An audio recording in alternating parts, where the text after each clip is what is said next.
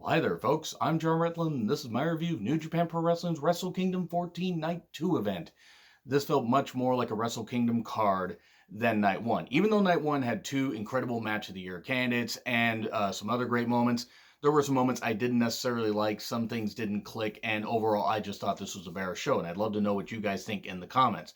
I also love the fact that there were 40,000 people at Night 1, just over 40,000 people, and then it was just over 30,000 people for Night 2. It's a big goddamn deal. 70,000, just a little over 70,000 people between those 2 days. And, great success for New Japan and great success for, wrestling itself. The wrestling fans got to witness a goddamn good 2-day card. Even with some things that they might not like, you're going to get that on any big event. Also, address the elephant in the room. Very uncomfortable. I have no idea how I managed to sleep with an elephant in this room. But, elephant jokes aside, yes, there were stream issues. There were, website issues. The servers fucking melted after Liger's retirement match finished. I don't know what the hell happened. But it was during their biggest event of the year, worst time it could possibly happen. Not that there's any real good time for, issues like this to happen, but streaming services will have these issues. Now, can you be mad at the situation? Sure. You want to be mad at New Japan World? Go ahead. I'm not going to be. I'm going to be mad at, the fact that it happened and all that, but really, they did the best they could, and we still got to witness a hell of a show. We can always go watch it on replay. There were a lot of really, really good things on this show. Some of these matches are only going to get like a few seconds, and I'm going to really go over a lot of the stuff that I really enjoyed and a couple things where I get where they're going with the storytelling, but they need to tweak some things. And this is just from the perspective of a fan. So anyway, let's get on with this. Kevin Kelly, Gino Gambino, Chris Charlton, and Rocky Romero on commentary once again. We get the never openweight 6-man tag team championship gauntlet. I'm just going to say this much. Thank God we have new champions. That's nothing against Makabe, Taguchi, and Yano. Nothing against them, but when they don't defend the titles all that much, that's really what it comes down to. We start off with Chase, Yujiro, and Fale versus Ishii, Eagles, and Yoshihashi. It was fine for what it was. Fale did get knocked down a couple times at one point. Chase got pinned by Ishii. Cool. Okay, great. Taichi, El Desperado, and Kanemaru get in. And there go the pants. There goes Taichi's pants. At one point, Chris Charlton says, well, Wrestle Kingdom only comes once a year. And Gino's like, I got nothing. Or it's like, I think I need to hold my comment, which is probably good that he did. Eagles pins Kanemaru. And then we get Shingo, Evil, and Bushi and LIJ representing. Bushi lands really badly on a suicide dive. Hopefully he's okay. He was seen later, so he seems all right. But that just looked really, really brutal. We get a Darkness Falls at the end, pinning Tomohiro Ishii, even though Ishii got his shoulder up right after the 3 count. Was it a botch? Who knows? They counted it because it was a 3 count. You just call it as a shoot. And then we get the champions there. Bushi thankfully did seem fine during this match, so it could have been adrenaline. Everybody gets in there. We get a ref bump. We get a missed spot. And then Pump and Bomber, Made in Japan, 1, 2, 3. Thank fucking God. LIJ are the never openweight 6-man tag team champions. Just, they got to make it where if they're not going to feature some of these titles all that much, they need to consolidate some of this stuff. I know that that's part of their, somebody told me it's part of their partnership with CMLL, which is great, but just use them better or just don't fucking do it at all. That's really what it comes down to. Anyway, it was fine. It was a fine match. And then we get a video package hyping up the crowd, hyping up the card. And we then have Ryu Lee, Hiromu Takahashi versus Jushin Thunder Liger and Naoki Sano. And guys, I'm not going to cry like I did when I was watching this. And not because of Stream Crash. No, not because of that. Jushin Thunder Liger is a big reason why I'm a wrestling fan, especially a fan of Japanese wrestling, of cruiserweight wrestling, of wrestling in general. The man transcends what it, like weight classes and stuff like that. He's done so much for so many goddamn people. So I wasn't going to cry. He did so much for so many years. He wrestled Brian Pillman at Super Brawl 92 and then wrestled him on the first episode of Nitro. He wrestled Brian Pillman Jr. In Tacoma, Washington last August. I was not able to go to that show, but I was able to see Liger at Super J Cup the day before, which was a thrill. Liger's a big goddamn reason why I'm a wrestling fan. But as for this match, you had Fujiwara, yes, Fujiwara armbar, the guy that invented it. He's in the corner, and he's there in the spotlight. No, I'm kidding. Huge pop for Liger. Of course, you're going to get a huge pop for Liger. Liger's greatest hits, him doing his submissions, Shotei, a lot of stuff. We get Lee and Hiromu be more heelish. Lee, by the way, I believe having the Ring of Honor TV Championship, I believe he had that, and really wasn't much of a mention. Are we possibly going to get Ring of Honor and New Japan not working together anymore? Because it seems like we might get a possible AEW New Japan relationship. Maybe. We will see.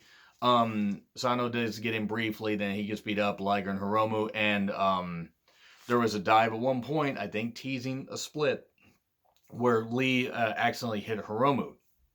Now, in the end, Time Bomb pins Liger 1, 2, 3. No words. No goddamn words. I knew Liger was going to lose this one. I was hoping he wasn't going to lose the one last night, but he did because he's not a selfish individual. He has done so much for wrestling, and everybody was in tears on my timeline, or at least, I mean, the way they made it seemed like there were many in tears in the crowd, despite when the stream cut out, but all that, I mean, I went on Twitter and I found some of the stuff and found the speech and everything that he gave. And I don't understand Japanese, but somebody provided enough of a translation. He thanked the fans, this kind of stuff. And Hiromu has said he's going to take the junior heavyweight division to new heights. He respects what Liger did and all that. It just, this means so goddamn much to me.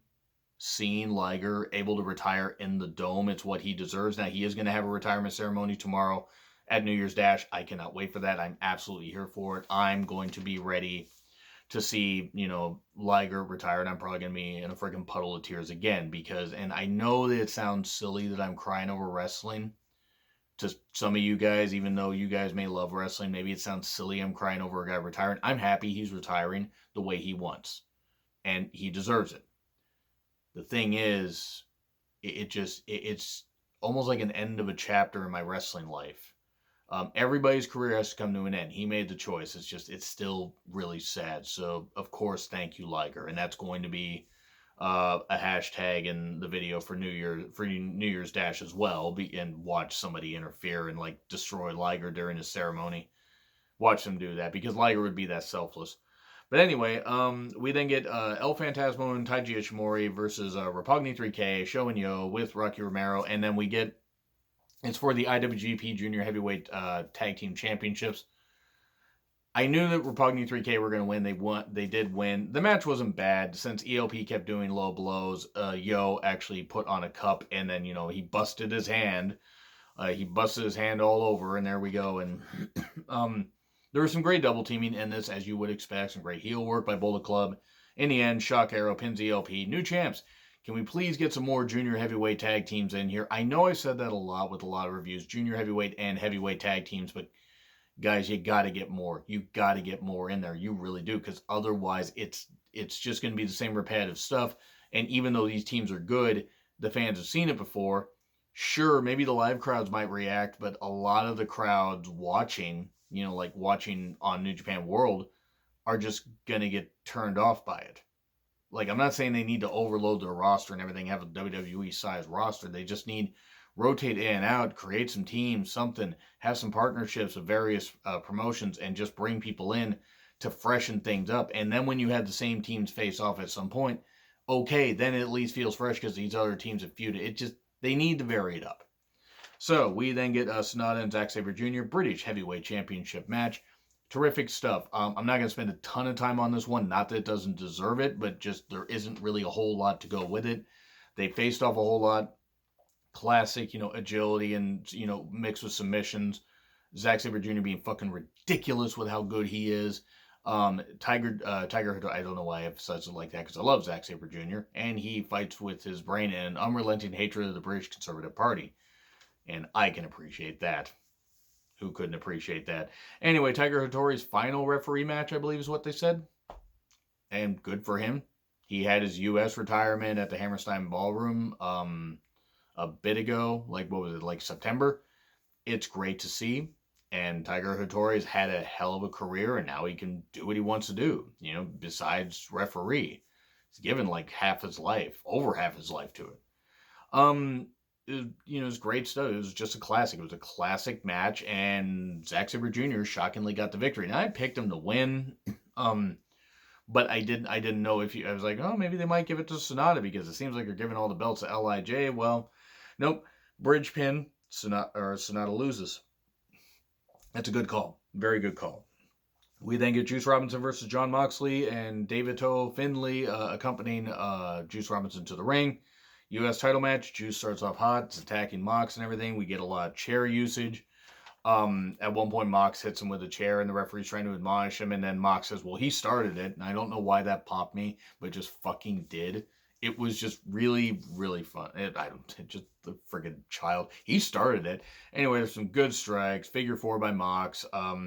Left hand. At one point, Juice had a chair like over his neck, and he was trying to get that off because Mox had a chair and he was going to run at him, and then just left hand of God into the chair, which I know that Juice had a busted hand, like, at the 2018 G1, stuff like that, and that affected him, but the fact that he didn't, the fact that, like, if he didn't break his hand and it was just like, it was just an angle and it wasn't actually hurt that bad, okay, I would be shocked if he didn't break his hand or do something there, because that was a legit that was brutal.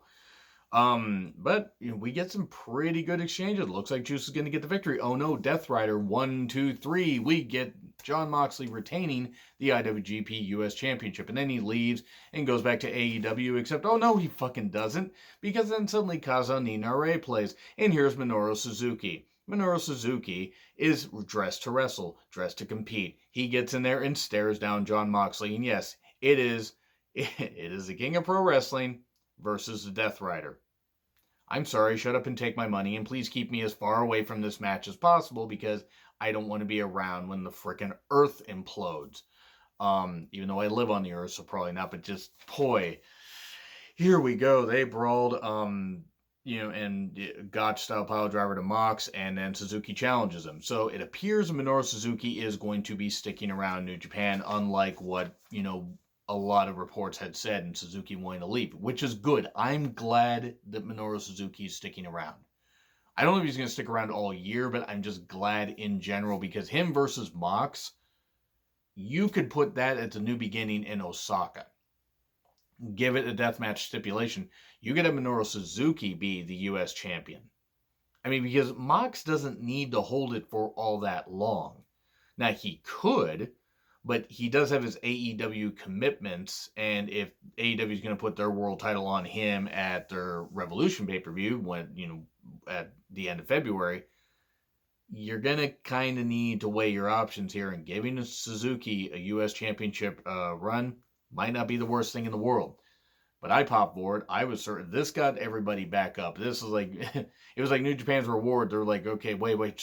People are pissed about the stream. Okay, it's coming back on. People are like still able to do this. People are pissed. Suzuki, get out there and challenge John Moxley.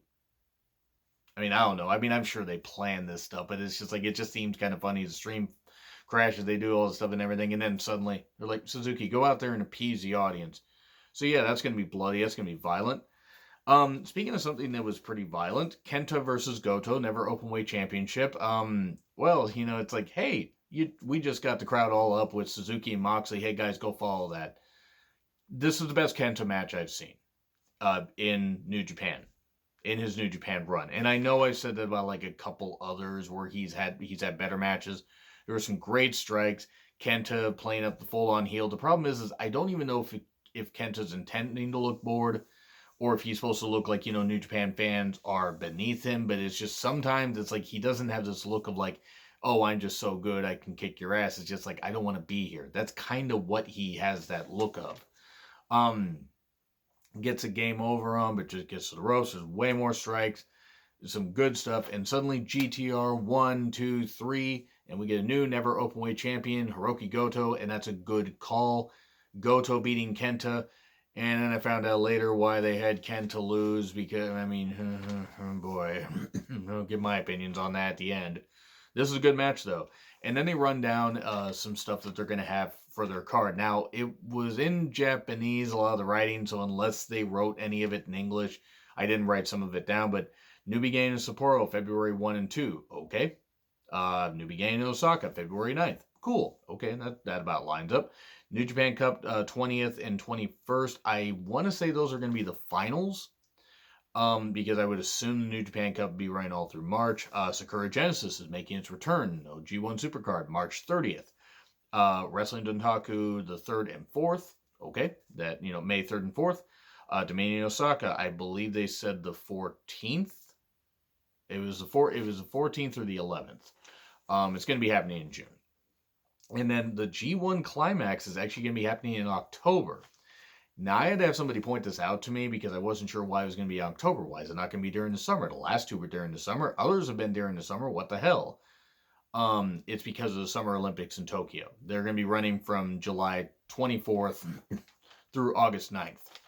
Now, they could have pushed it up and suddenly right after Dominion Osaka just suddenly had the G1 happen there and then have it finish up at, the third week in July. But I think it's a good idea, actually. I wasn't totally sold on G1 being, the G1 being in October. But I like it. I like it in this sense. There's too much of a gap. Even though the summer is great, even though it's great to have the G1, there's a gap that's too big. You have the Destruction Tour, you have, Super Junior Tag League, Road to Power Struggle, then you have Power Struggle, then you have that kind of stuff. Depending on when they have this G1 happen, if they have it happen like, say from right after the Destruction Tour, or they just forego the Destruction Tour, and they just have the G1 start in like the middle of September, they could do that and then have it run through the, middle of October and then do Power Struggle there. If they shorten up, Super Junior Tag League and World Tag League and just make it more concise and not tours that are so long. Yeah, they need more programming, but they don't need to make those tours so long. This could work. It is going to suck having to wait a couple extra months for the G1. I do hate that, but you know what? The Olympics are going to be a pretty big economic boost to Tokyo, and it's smart by New Japan.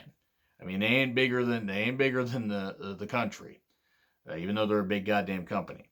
So let me know in the comments what you guys think. What do you guys think about the G1 going to October? Anyway, Kota Ibushi versus Jay White, third place match, so to speak. Well, it's the two guys that lost in the respective Intercontinental and Heavyweight title matches. I wanted to like this match more than I did. It wasn't that the wrestling was bad. There was a bad guardrail landing by Ibushi. Why does Ibushi hate his neck? Why does Ibushi hate his neck? Here's my issue with Jay White. I'm just going to come right out and say it. My issue with Jay White isn't that he isn't an effective heel. My issue with him is not that he isn't good in the ring. I find half of his matches boring because they're all the same thing. He can wrestle. He can get some good heat. He has really, really good fundamentals. He is very, very skilled in the ring. Having that partnership with Gato is a double-edged sword. It's getting him heat, but then they're doing the same interference spots. They did the same fucking interference spots over and over and over. You did have Dark Kota Ibushi at one point, just with that, like 1,000-yard stare where he just was like, fuck it, I'm just gonna kill you. But you had more bad landings after that. Then you had the ref bump, and you had more shenanigans. You had another ref bump. And then Kota Ibushi gets a chair to the head and brass knucks, and then you get the Blade Runner for 3. Here is my issue. My issue with it isn't Jay White winning. If they want to have Jay White win, okay. Maybe Kota can have another redemption angle, even though they kind of already did that with him winning the G1. But this isn't helping Jay. This isn't helping me be invested in, I really want to see him get his ass kicked. I just don't want to see them on TV. I don't want to see them in a match. And that's not what you're supposed to have with your top heel. And Gato, I know that Gato's an effective booker, but Gato may want to try to be a little bit smarter with this kind of stuff and book a lot better. Because if you book the same formulaic bullshit, and I'm not talking about booking like Road 2 shows where they have variations of various tag matches and they're almost the same thing with a few interchangeable parts to hype up some respective title matches or big feuds. I'm not talking that. But if you do this kind of stuff over and over, the second straight night they did it, yes, it got some heat, but there was an audible groan on some of wrestling Twitter, at least the people I follow. Now, there are some Jay White fans I follow and then follow me, and that's fine. I'm not knocking them. You can be a fan of this if you want, but ask yourself this. Are these antics helping Jay White or are they hindering him? Does he really? Because if he doesn't need Gato to do this all the time, because cheating to win is heel 101. It is an effective thing and it's supposed to be like that, but just tell me that Jay could benefit from maybe getting some more clean wins. Yeah, over Coda, okay, I can understand a few things, but when you get the same shenanigans, the same bullshit, it's lazy. I don't like saying that about New Japan booking. I'm not saying they're like world beaters and they're perfect, but often they can get the big moments and they can get the big stuff. They aren't getting it here. They need to do a whole lot better, especially when it comes to Jay White, because otherwise it's going to make it to the point where people are sick of him, and not because he's a heel, just because, well, we know what's going to happen here, and oh, look, oh, this kind of stuff. Smoke and mirrors bullshit, and they need to stop it. Because otherwise it's going to hinder him more than it's going to help. We then get Tanahashi versus Chris Jericho. Excuse me. We then had, before that, we had Hiroshi Tanahashi as Chris Jericho. That was fun. That was funny. If Tanahashi wins, he gets a shot at the AEW title.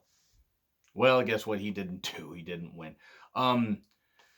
This is my other criticism. The match was actually pretty good. Despite the advanced age and miles that both these men have on their bodies, they put together a pretty good match. I will never claim to be anything. I will never claim to be an athlete. I will never claim to be anything like that, or claim that I'm, all about nutrition. Chris Jericho physically looks like shit. He looks like absolute shit. I can't get over it. I mean, I know that age, father time, and all that stuff catches up with people. I don't expect him to be in the shape that he was in 2000, or hell, even 2010. But fucking hell, quit drinking and partying like a goddamn rock star, even though he's got his own band and stuff like that. That's another thing. I don't know if the record label or who was it, said you can't play this unless you pay us like a certain amount of money. But good Lord, it felt weird to not have Jericho come out to Judas or another theme of his, another like theme from his band. Jericho though physically does look like shit, and it took a little bit away from this match. Just for the love of God, Jericho. I'm not saying hit the gym. I'm not saying he needs to like drop a ton of stuff, but it's just like, good Lord, he's like somebody's drunk uncle or drunk dad, like in a band. He's literally like a tribute version of Chris Jericho physically at this point. He does great character work. He is good at getting heat, but he literally looks like Chris Jericho tribute act at this point. And it's kind of sickening.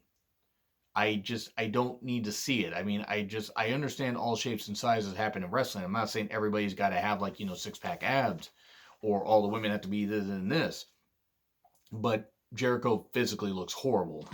That being said, there was some great taunting by both guys. Even Tanahashi did the one point, the foot on the chest. Come on, baby. That was pretty funny.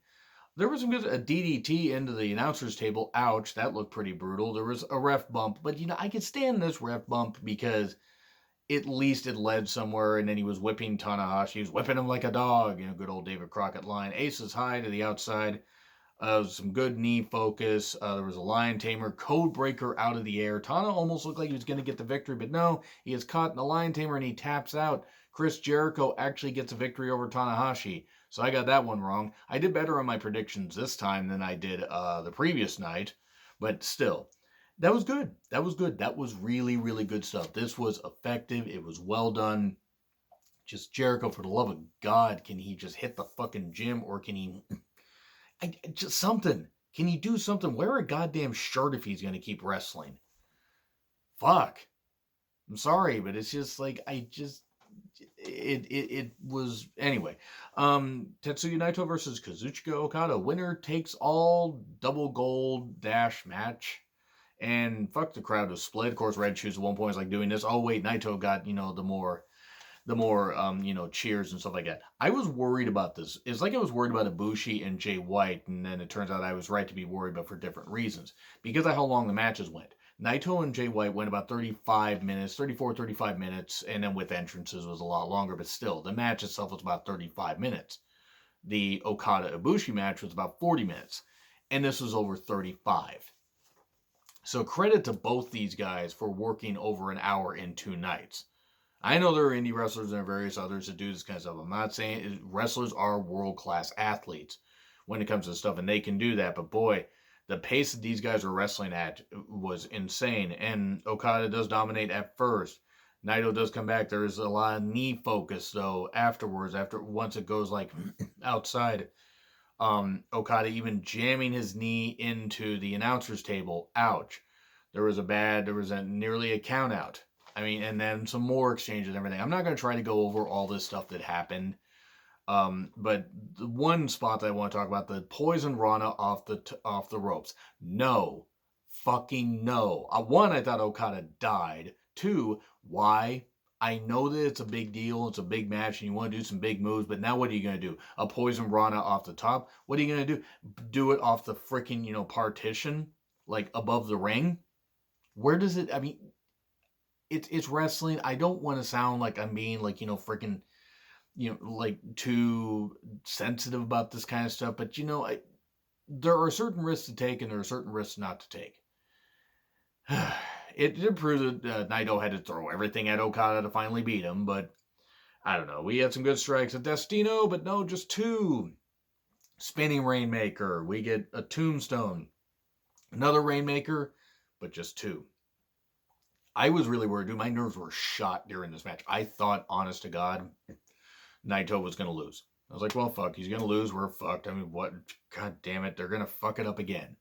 More knee focus. I was like, Okada's pissed. He's jamming his knee into the ground, just beating the shit out of him. Two Rainmakers, no cover. And then Destino for two. Another Destino and another kick out. Stardust Press. He went for it. Got it just for two. Looks like Okada was going to get the victory, but no. Naito hits Valentia, I believe is what it was. Valenia? I think it was Valentia. And then finally hits another Destino. 1, 2, 3. Tetsuya Naito getting the victory. He is the new IWGP Heavyweight Champion, along with being the Intercontinental Champion. Thank fucking Christ. He's carrying both belts. He won't hold them for long, but okay. My God. That was an incredible. I was already, if Naito had lost, this grade would have been a lot lower. I'm going to give the grade here in a second because it's not quite over, but I would have knocked it down like a full grade had Okada won. As petty as that sounds, it would have taken a lot of the air out of the room, and I think a lot of fans wouldn't have waited to hear what Okada had to say, as much as they like Okada. I love Okada. He's my favorite wrestler currently. He was my favorite wrestler 2019. My favorite wrestler 2018, for God's sakes. But anyway, it's hard not to love Okada, but Naito needed to win this, and he did. And finally, the outpouring of emotion. Everybody was happy. Everybody wanted Naito to win. And then he's celebrating. He's, cutting a promo, and he's talking about all the members of LIJ and everything. And, and like, hey, Tokyo Dome, let's do this. Let's do the LIJ chant thing. And then all of a sudden, Kenta attacks. So they couldn't have saved this for New Year's Dash. They had to do it right now. I know that they have Liger's ceremony, and that's going to take a bit, and they got some other stuff I'm sure they want to do, but they couldn't have just let Naito have his moment. Also, Kenta, I mean, hopefully Naito beats Kenta, because I'm sorry, Kenta does not need to be the Intercontinental Champion, and I'm guessing that's what he's going to go for, is the Intercontinental Championship. And Jay White's probably going to go for the Heavyweight Championship. They need to give Naito at least a run with both these championships until, I would say, Dominion. At least the Heavyweight Championship, he needs to hold it till Dominion.